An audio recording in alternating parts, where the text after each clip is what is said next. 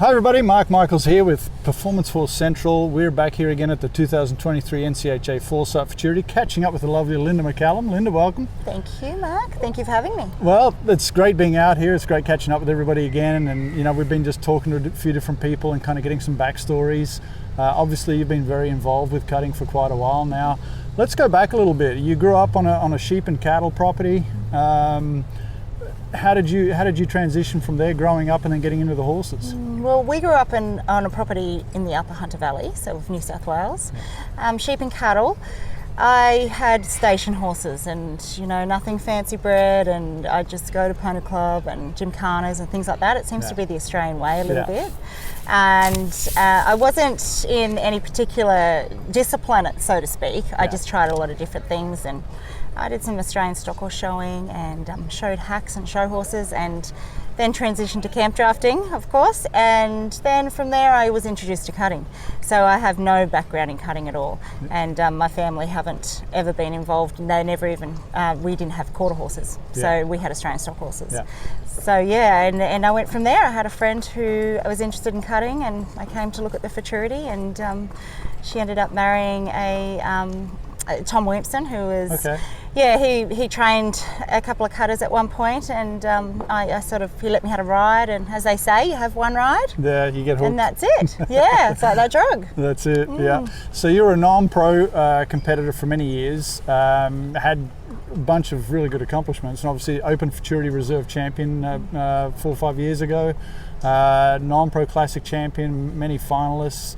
But now you've transitioned into becoming an open trainer. You've thrown away the non-pro card, you've taken the jump. What led you to do that?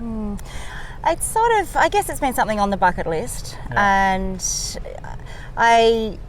it's something I've wanted to do. I love to teach. I'm actually a teacher by trade. So I taught high school for a long time, and I love to teach, and actually studied my health coaching course in the last couple of years, and I had this dream or vision to be able to try and, I guess, combine the horsemanship, cow horse skills and health and well-being through my clinics. And that was what really led me to make the jump into the professional training space, obviously, so I could teach concepts of cutting, but also health and well-being at the same time. So you were already doing the clinics and everything before you'd even, you know, decided that that's what I want to do. So you'd already kind of been broken into dealing with the public and giving lessons and all that side of things. And we'd run a family business. So my husband was a stock station agent.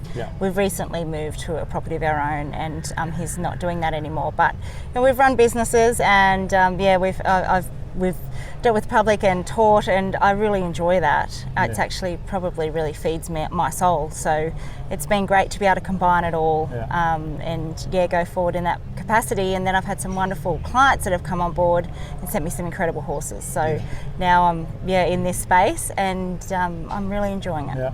What are some of the challenges? Obviously it's a male-dominated sport, but just like in the States, we see some of the females, the cowgirls that have come through and really flourished and done well. What are some of the challenges that you faced along the way? It's interesting. When I discussed it and I asked some of my mentors, you know, what they thought about the idea of me, you know, turning in my non-pro card, they said it'll change the sport for you. You know, it will change it, and it will become business, and it won't be, I guess it was more than a hobby for us at that point. However, it has changed it, but I would not say, for me it's changed it for the better. You know, I would not say that I have had a bad experience in turning in my non-pro card, because now I can just, for some reason, there's no inhibitions. I have to bring my A game every time I cross the timeline, and it's forcing me to grow, and I guess it allows you just to see how good you can be. You know, you step up there and you train and you compete with the best in our country, and it's a great experience. I really do enjoy it. Well, it's obviously pushing the comfort zone, extending that a little bit, but it's also, you know, giving you more exposure to some other horses that you might never have ridden before. Absolutely. And here our industry is fantastic, and it's very broad, and a lot of our horses transition between cutting, camp drafting. Our market's quite broad, and they do go from one to the other, and I guess I try not to pigeonhole myself just as a cutting horse trainer. You know, I take the odd camp horse for people, and my daughter and I do camp draft over summer. Yep. So we sort of look at it like our golf. Yeah. And we really enjoy that. I listened to a podcast of Sarah Dawson's, and because I love the cow horse industry in the States, and I went to the Snaffle bit last year, listened to a podcast, and I heard where Sarah actually 3-day events, and that's like her goal. She's doing great at that, and that's like a hobby to her too. It's just something different to get out of the usual, and and still with horses obviously, but she's really been doing good with that. So. Definitely, and my daughter, when we go to the camp drafts, it's quite social, but I love taking a horse. I love being competitive as well. But my daughter says, "Mum, we can take 2 horses, 1 bridle, 1 saddle, you know, and have a great time." So it is really enjoyable. Well, there is a lot of crossover between the camp drafting. I think that's the biggest thing, you know, that coming over here and seeing that, obviously kind of like the cow horse back home, but you've got Mark Buttsworth and Hugh Miles and some of those guys, and they've just come from a big camp draft and done really well down there, and now they're here, and Butsy was co-champion last night, so there's definitely a lot of crossover there. Definitely, and Butsy does it so well. He is able to, his horses compete in both arenas at the one time, and the things that he does to keep them very specific from one sport to the other, so the horse can. It's really incredible, and you see the transition of those horses, and I think it is actually forging new ground for us, here in Australia. And I think if you can, harness that and bring that to your business, it opens up a lot of doors for us here. Well, especially with the clinics you offer, it's not just riding, like you said. There's mental coaching, and there's personal stuff there too, and so obviously that helps with all aspects of your training program. Definitely, the mindset side of things, and wellness and well-being, that's huge, and I incorporate, we do yoga, we do journaling, we do meditation. Oh, nice. We have mindset sessions. Now, do you get some of the other trainers here ever doing that? Well, no, we need to organise a session. We need to do that. We do, but I do know that a lot of Butsy especially, he's very into the well-being space, and he's very into his yoga and his stretching. So nice. it's huge. I think it really goes nicely together. Yeah. Well, that's great. Now, you've also faced some adversity. You were quite public about it with your experience with MS. Talk a little bit about that. Yeah, so in 2018, it was actually 3 weeks before the NCHA Futurity, I was diagnosed with MS.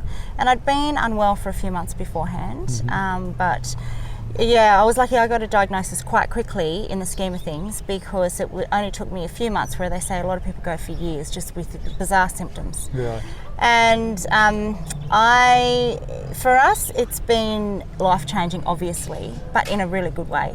So I'm on a good healthcare plan now, where I have an infusion in hospital once a month, which is, I call it my boost juice. It's a drug that actually stops the progression of the MS variety that I have.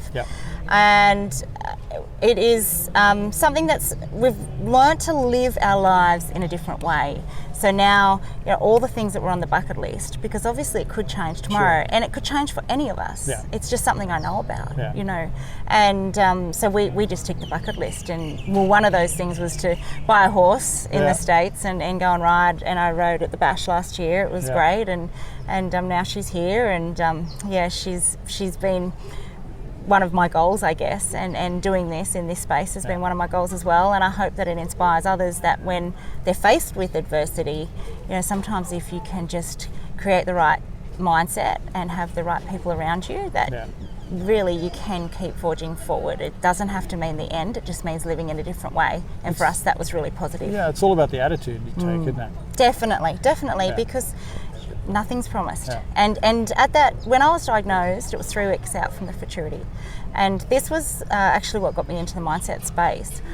I didn't know if I could ride. I was told I wouldn't be able to ride because I was very unwell, and they told me I wouldn't ride again. But we had a great team of horses, and Jim said to me a week out, I think if you can ride, let's do it. So we actually upgraded a lot of our horses into the opens, and I rode in everything because I didn't know if I'd be able to do it the next year at that stage. And because I had nothing to lose, there were no inhibitions. I enjoyed every aspect of the process of that Futurity. You know, I enjoyed feeling the sand under my feet in the arena because I thought next year I might be up in the stands, not being able to be down there. You know, smelling the smells, hearing the crowd, and I had the most phenomenal Futurity that year. You know, I won so much. Everything we went in, we won. It was crazy. And I think that was to do with my mindset. You know, I had no inhibitions. I was fully immersed in the process and loving every aspect of it, and I just wanted to remember it. I journaled every night. I got up in the mornings and I'd walk and I'd go and sit in the judges stand and meditate. And awesome. it was fantastic. So I think it really, now you know, life changes and you've got to learn to get back there, and it's a real skill. Well, and I think, you know, what you just talked about there, that's also stuff that can be applied to day-to-day life, you know, that positive attitude and living the way, you know, you were living in the moment. Cutters have to have a short memory. I mean, this isn't about winning all the time. There's some down days, and you know, learning to deal with that roller coaster ride of, well, my horse just wasn't very good today, and next day we're marking 78s, you know. So that's got to have helped you a little bit with that. Definitely, and I believe, you know, the way that you conduct yourself is your personal brand, and it is your trademark. And, you know, this Futurity, so far for me, I've had some exceptional rounds. My first go rounds were quite good, and then I just couldn't back it up. You know, so you feel a little deflated. But then I walk in the stands and people say, oh, you've had some fantastic rides, or you're showing so well. And you realise that just by being there and being in the arena and showing up, you know, that's the goal. And if your horses are good, then we can only progress from here, and it's a great experience. Well, Lynda, I know you've got to get back in there and watch some cattle. Thank you so much for coming out here and sitting down with us. It's been a pleasure, and getting to hear the story, and it's pretty inspiring, I think, you know, for people to hear that and with what you've dealt with. And so congratulations on everything you're doing, and good luck with the rest of the show. Thank you, Mark, and we just love Performance Horse Central and the app. Thank you. Yes, and we've actually got a TV in our arena, so there you go. I kind of have this theory that while I'm training my horses, if I can be watching something with you know, with the best in the world, then hopefully, you know, it can just you surround yourself with, you know, great people and the best, and we watch all the time, and we just love it. You bring it to us here in Australia, and thank you for what you do for us. I appreciate all the support, and I look forward to coming back here a bit more often. Thank you. It'd be great. Well, thanks again, and good luck with everything. Thank you, Mark. All right.